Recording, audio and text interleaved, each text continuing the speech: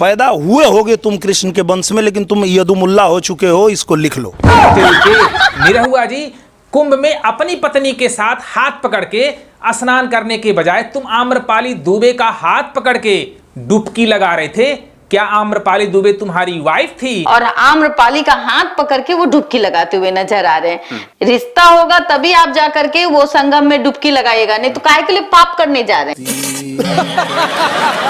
खेसारी लाल यादव को तुम यदमुल्ला बोल रहे हो, तो तुमको क्या बोलना चाहिए? गोबर एक ऑलराउंडर पदार्थ है। जब खेत में पड़ता है तो खाद का काम करता है, जब चूल्हे में पड़ता है तो ईंधन का काम करता है, और जब आप लोगों के दिमाग में घुसता है तो अंधभक्त पैदा होता है।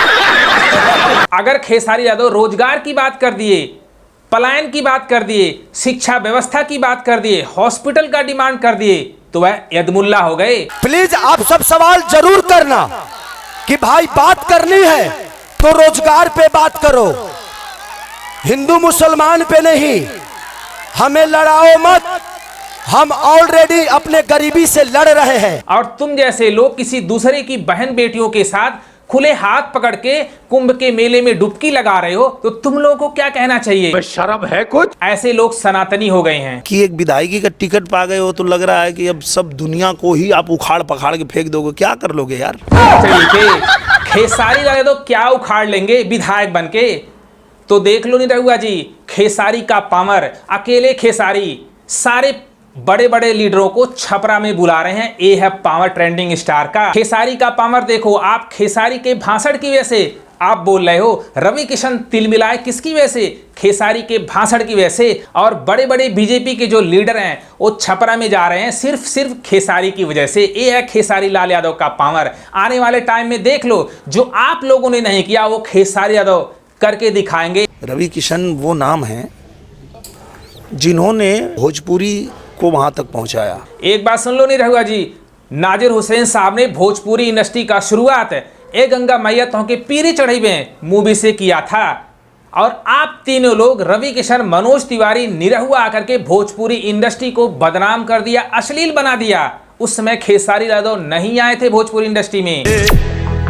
तो लहंगा उठा दे रिमोट। कुणाल सिंह को भोजपुरी इंडस्ट्री का अमिताभ बच्चन कहा जाता है। उन्होंने अपने खून पसीना से भोजपुरी इंडस्ट्री को सींचा था। गंगा किनारे मोरा गांव, हमार दुल्हा, बैरी कंगना, न जाने कितनी बेहतरीन फिल्में दिए, भोजपुरी इंडस्ट्री को एक ऊंचाई दिया।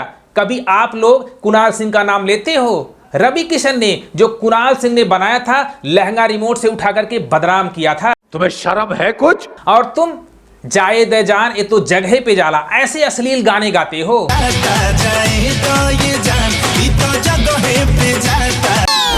क्या बोले मैं समझा नहीं। तू समझा? हाँ। नहीं तू समझा नहीं। और मनोज तिवारी फटाफट खोल के दिखा, ऐसे अश्लील गाने गाते थे। फटाफट खोल के दिखा। रवि किशन, मनोज तिवारी और निरहुआ ने भोजपुरी इंडस्ट्री को सबसे पहले अश्लील बनाया था और भोजपुरी इंडस्ट्री को बर्बाद किया था। जब भोजपुरी इंडस्ट्री बर्बाद हो गई तो पॉलिटिक्स में चले गए। अब ठेकरा खेसारी यादव पर अकेले मत फोड़ो, क्योंकि अश्लील भोजपुरी इंडस्ट्री में सबसे पहले आप लोगों ने बनाया था। क्या बात है सर, क्या बात है सर, क्या बात, ये बात है। आजमगढ़ से मुझे 2 साल के लिए मौका मिला था। आजमगढ़ में हमने जितना काम किया है, या रवि भैया ने जितना गोरखपुर में काम किया है, वहीं जाके फिल्म की शूटिंग करते हैं आप, तो आपको दिखा नहीं है आप। ए निरहुआ जी, आजमगढ़ में इतना अच्छा काम किए कि दूसरी बात जनता ने इनको दौड़ा दौड़ा के भगाया। जब जनता ने इनसे रोजगार का सवाल उठाया तो यह क्या जवाब देते हैं? भाई बच्चे क्यों पैदा करते हो, रोजगार कहां से मिलेगा? मोदी जी ने तो रोक दिया। एक भी बच्चा है मोदी जी का? बताओ कोई एक भी बच्चा है योगी जी का? तो योगी जी, मोदी जी तो बेरोजगारी रोक दी। कितने तेजस्वी लोग हैं हमारे पास, कितने शानदार विचार रखते हैं जी। भाई नहीं, हम नहीं बढ़ाएंगे तो बढ़ा कौन रहा है ये बेरोजगारी? जो बच्चे पे बच्चा पैदा किए जा रहा है और सरकार कह रही है रुक जाओ, तो मान भी नहीं रहा। हमारे प्रधानमंत्री नरेंद्र मोदी ने शादी किया, बच्चे पैदा किए। योगी जी ने शादी किया, बच्चे पैदा किए। तो तुम लोग भी बच्चे मत पैदा करो, यह जवाब देते हैं निरहुआ जी, जिनकी हर जगह थू थू हो रही थी। मेरे दिमाग में एक बात आया कि काश उससे पूछते तू कैसे पैदा हुआ था, बताना। रवि किशन के 4 बच्चे हैं, इनके भी न जाने 3-4 बच्चे हैं, और दूसरों को जनसंख्या कंट्रोल की बात कर रहे थे। अगर इनसे को रोजगार का सवाल पूछे तो यह जवाब क्या देते थे? बच्चे क्यों पैदा करते हो?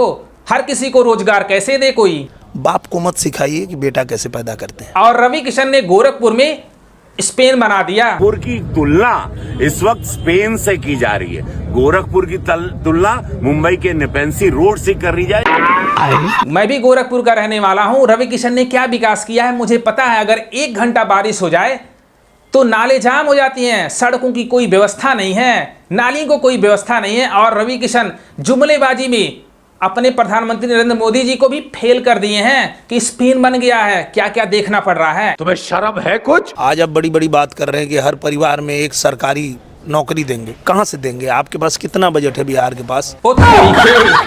भाई सबसे बड़े जुमलेबाज तो हमारे देश के प्रधानमंत्री नरेंद्र मोदी जी हैं, जो 14-14 लाख देने का वादा किए थे, आज तक दिए? एक गरीब आदमी को मुफ्त में 15-20 लाख रुपए यूं ही मिल जाए। ये भाषण देने का एक तरीका है, एक जुमला। निरहुआ जी, आपके मुखिया हमारे देश के प्रधानमंत्री माननीय नरेंद्र मोदी जी ने भी 14 लाख देने का वादा किया था। हर गरीब के घर में मिल गया कि वह एक जुमलेबाजी था। सवाल क्यों नहीं पूछते? अगर महागठबंधन ने सरकारी नौकरी देने का प्रॉमिस कर दिया तो क्या गलत किया? सबसे ज्यादा जुमलेबाज तो आप ही के पार्टी में हैं। रवि किशन तो हमारे देश के प्रधानमंत्री को भी फेल कर दिए हैं भाई जुमले के मामले में। भाई रवि किशन तो सबको फेल कर दिए हैं। गोरखपुर को स्पेन बता रहे हैं, जबकि सड़कों का हाल, नालों का हाल कैसा है हर कोई जानता है। और गोरखपुर की तुलना इस वक्त स्पेन से की जा रही है। उसके बारे में बात कर रहे हैं जिसने भोजपुरी सिनेमा को पुनर्जीवित किया। अगर रवि किशन खेसारी यादव को भोजपुरी इंडस्ट्री को बेचने वाला बताया तो क्या वह यह सवाल नहीं उठा सकते हैं कि आप सांसद थे, संसद भवन में जाकर के कभी यह आवाज उठाए कि हमारे एरिया में सिनेमा हॉल है कि नहीं है? कभी आपने भोजपुरी सिनेमा के लिए कुछ किया? तो कभी कुछ नहीं किया। बस रवि किशन संसद भवन में जाकर के समोसे का रेट ही बता सकते हैं। 5 स्टार में जाओ उसका अलग है। कहीं समोसा यहाँ चांदनी चौक पे सस्ता मिलता है और कहीं गोरखपुर में मिलता है तो गोल बाजार में अलग, हर जगह। तो ये है निरहुआ जी जो मैदान में कूद गए हैं, वो सिर्फ खेसारी लाल यादव की वजह से। भाई खेसारी के सामने आप कहीं भी नहीं टिकोगे, क्योंकि सच की जीत होती है। आप भी भाई जुमलेबाज हो गए हो। सबको पता है जो बीजेपी होती है वो धर्म की पॉलिटिक्स करती है। आप खेसारी लाल यादव को यदमुल्ला बुला रहे हैं, सनातन का विरोधी कह रहे हैं निरहुआ जी, जबकि खेसारी यादव कभी सनातन का विरोध नहीं किया, उन्होंने मंदिर का विरोध नहीं किया। वह कह रहे हैं अगर राम मंदिर बनवाए अच्छी बात है, उसके साथ साथ हॉस्पिटल की भी व्यवस्था होनी चाहिए। जरूरी बा, मस्जिद जरूरी बा, गुरुद्वारा जरूरी बा, रोजी रोजगार जरूरी नहीं। लोगों का रोजगार व्यवस्था होना चाहिए। अगर कोई हॉस्पिटल पे आवाज उठाए, लोगों के रोजगार पे आवाज उठाए तो वह यदमुल्ला हो गया।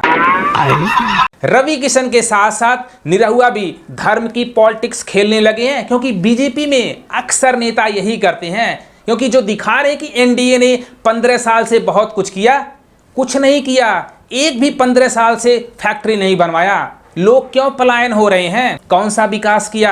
एक अच्छे सरकारी हॉस्पिटल नहीं है, क्या विकास किया? छपरा में न तो नाले हैं, क्या विकास किया? इसी का मुद्दा खेसारी यादव उठा रहे हैं तो वह अधर्मी हो गए हैं। क्या क्या देखना पड़ रहा है। कौन कौन मानता अपने ट्रेंडिंग स्टार विधायक बन गए हैं, जीत उनकी पक्की हो गई है, क्योंकि वह सच के साथ हैं और सच की जीत हमेशा होती है। कमेंट बॉक्स में जरूर लिख देना। अगर ये वीडियो पसंद है अपने भाई को भी सपोर्ट करो। लव यू गर्दा।